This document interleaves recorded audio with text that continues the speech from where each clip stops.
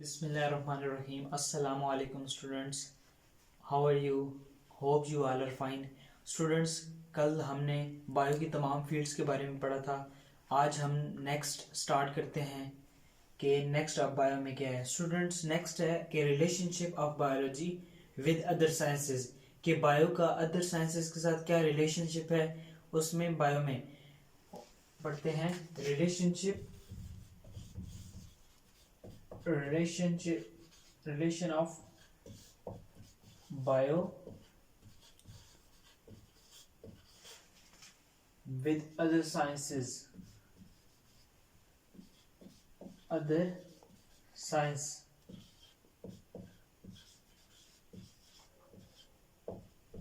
Students, जैसे science है, science में हम देखते हैं कि सिर्फ बायो नहीं है, क्योंकि बायो का मुख्तलिफ फील्ड्स के साथ भी रिलेशनशिप है.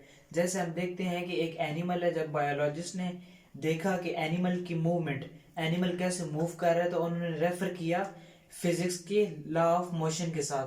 तो ये है एक रिलेशनशिप बायो का फिजिक्स के साथ. इसी तरह जब कोई भी एनिमल है, उसका मेटाबॉलिज्म और वो जब रिस्पायरेशन लेता है, तो ये सारा प्रोसेस केमिस्ट्री के साथ भी रिलेट करता है.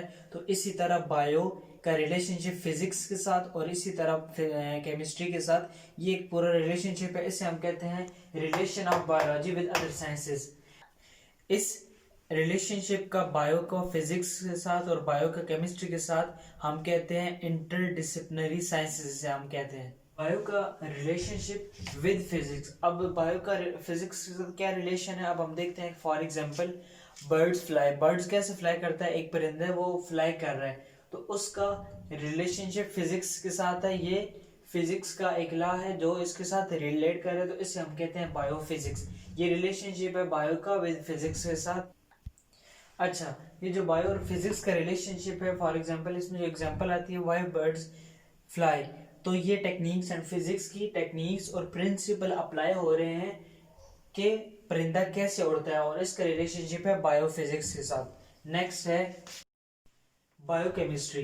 बायोकेमिस्ट्री है कि the relationship of bio with chemistry, मतलब कि जो केमिकल प्रोसेसेस और कोई भी ऑर्गेनिज्म के अंदर कोई भी फंक्शंस हो रहे हैं, कोई भी मेटाबॉलिज्म और कोई भी ऐसे कोई फंक्शन हो रहे हैं, तो वो रिलेशनशिप विद बायो, इसे हम कहते हैं biochemistry. For example, the metabolism process in human body and also in animals and also the respiration, जो हम सांस लेते हैं, उसका रिलेशनशिप विद केमिस्ट्री के साथ. क्योंकि आप नेक्स्ट चैप्टर्स में और पढ़ेंगे, आप मैट्रिक में इंशाल्लाह पढ़ेंगे कि रिलेशनशिप ऑफ बायो और केमिस्ट्री, केमिस्ट्री और बायो का कैसे रिलेशनशिप है एक दूसरे के साथ, कि जब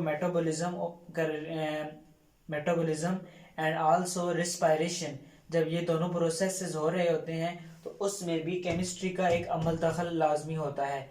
इसे हम फील्ड को कहते हैं बायोकेमिस्ट्री. नेक्स्ट फील्ड है स्टूडेंट्स बायोमैथमेटिक्स. बायोमैथमेटिक्स. अब इसमें क्या होता है कि कोई भी साइंटिस्ट हैं, वो जब कोई भी एक्सपीरियंस करते हैं या कोई भी ऐसा कोई डेटा कलेक्ट करते हैं, तो वो एनालाइज करते हैं उस डेटे को. फॉर एग्जांपल, कि हम कहते हैं कि biomathematics it's deals with the study of bio and mathematics and maths. Relationship of bio मतलब कि जब भी कोई भी, फॉर एग्जांपल, कोई साइंटिस्ट डेटा कलेक्ट करता है टू एनालाइज द डेटा और टू गैदर द डेटा, और एज सच कोई भी होता है, तो उसमें बायोमैथमेटिक्स का बहुत अहम किरदार है. जैसे आपको पता है कि जब साइंटिस्ट कोई भी डेटा कलेक्ट करते हैं, कोई भी वो ऑब्जर्वेशन अपने एक्सपीरियंस में करते हैं ऑब्जर्वेशन, तो वो डेटा कलेक्ट करते हैं, तो वो तमाम लॉज रेफर करते हैं मैथमेटिक्स के लॉज को, तो उसे हम कहते हैं बायोमैथमेटिक्स. अच्छा स्टूडेंट्स, बायोमैथमेटिक्स के से नेक्स्ट है कि बायोजियोग्राफी. बायोजियोग्राफी, इसमें स्टूडेंट्स है कि the relationship or the study deals with the occurrence and distribution,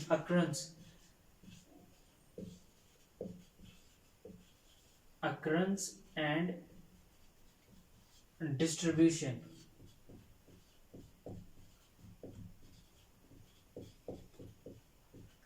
occurrence and distribution of living organism all over the world। जैसे कि आप देखते हैं कि मुख्तलिफ एरियाज में मुख्तलिफ किस्म के ऑर्गेनिज्म पाए जाते हैं और इसी तरह उनके अंदर खुसूसियात भी उसी एरिया के मुतल्लिक होती है। जैसे हम देखते हैं कि फॉर एग्जांपल कोई भी एरियाज है, आप पहाड़ी इलाकों में चले जाएं तो वहाँ के ऑर्गेनिज्म जो लिविंग ऑर्गेनिज्म है उनका रहन सहन, उनका खाना पीना और वो तमाम सारा मुख्तलिफ होता है। इसी तरह मैदानी इलाकों में हम आ जाएं तो इसी तरह मुख्तलिफ फील्ड्स होती हैं और मुख्तलिफ लोगों का रहन सहन और ऑर्गेनिजम्स मुख्तलिफ तरह के पाए जाते हैं और उनकी खुसूसियात भी एरिया के लिहाज से मुख्तलिफ होती हैं, आबो हवा के लिहाज से बिल्कुल मुख्तलिफ होती हैं। तो इसे हम कहते हैं बायो जियोग्राफी, क्योंकि बायो और जियोग्राफी मतलब कि whole all over the world मुख्तलिफ फील्ड्स की मुख्तलिफ खुसूसियात को हम कहते हैं बायो जियोग्राफी। नेक्स्ट फील्ड है बायो इकोनॉमिक्स। बायो इकोनॉमिक्स, इस फील्ड में स्टूडेंट्स है कि bio economics study organism in economical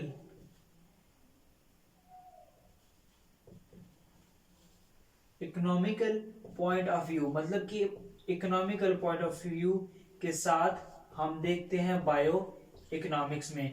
जैसे आप देखते हैं कि हम वीट का, अनाज का अपना जो कॉस्ट होती है और इसी तरह जो परचेज होती है उसका हिसाब किताब और लॉस और प्रॉफिट का तमाम जो हम हिसाब किताब करते हैं वो बायो इकोनॉमिक्स में आ जाता है। मुख्तलिफ फील्ड्स का हम कितने टन में, मतलब कि कितने कॉस्ट के साथ खरीद रहे हैं, इसी तरह उसमें प्रॉफिट और लॉस कितना आ रहा है, वो तमाम बायो इकोनॉमिक्स के फील्ड के अंदर आ जाता है। आज स्टूडेंट हमने 5 फील्ड्स पढ़ी हैं, जिसमें हमने पढ़ी है कि बायोफिजिक्स क्या है, बायो का फिजिक्स के साथ रिलेशनशिप, इसे हम कहते हैं बायोफिजिक्स।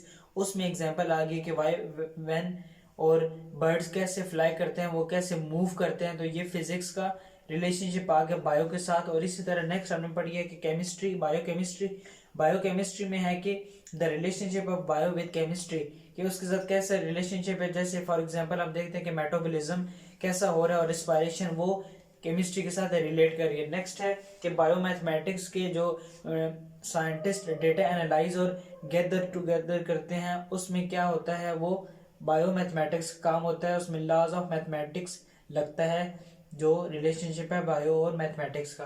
नेक्स्ट है कि बायोजियोग्राफी के occurrence and distribution of living organisms to all over the world, इसे हम कहते हैं बायोजियोग्राफी। एक लास्ट वन है कि bio economics, study of organism in economical point of view, के कोई भी हम वीट लेते हैं, कोई भी अनाज लेते हैं तो उसका कॉस्ट प्राइस, सेल प्राइस और मुख्तलिफ लॉस प्रॉफिट वो तमाम हम इस फील्ड में लेकर आते हैं। आज स्टूडेंट हमने 5 फील्ड्स पढ़ी हैं, आपने इसे एक बार पढ़ना है, ठीक है। और कोई भी क्वेश्चन हो तो आप मुझसे कांटेक्ट कर सकते हैं और मस्ट मेरा माशाल्लाह एकेडमी चैनल सब्सक्राइब करें। बहुत बहुत शुक्रिया। अगली वीडियो के साथ मिलते हैं, तब तक के लिए अल्लाह हाफिज़।